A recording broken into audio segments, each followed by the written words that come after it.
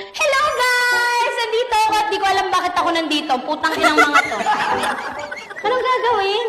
So, ang gagawin natin, mag-workout ka tonight. Kasi ayaw namin mamatay ka ng maaga. Tapos na ako. Nag-gym na kami sa loob. Tapos yung dala niyo pang mga damit, bakit yung pen-pen ko lahat? Ang ina niyo. So, ang una natin warm-up is, mga muna tayo. Arm swing. Ganon. So, shoulder rotation tayo ganyan. Kaya ganyan lang. 12 na ganyan, tapos 12 na counterclockwise. Bakit na? Okay na Okay yun. yan.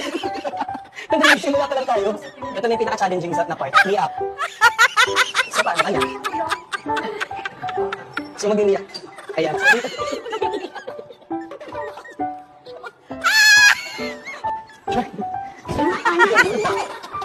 Nag-lose na ako ng isang mga inasal chicken. 2, 3, go. Balik. Yan.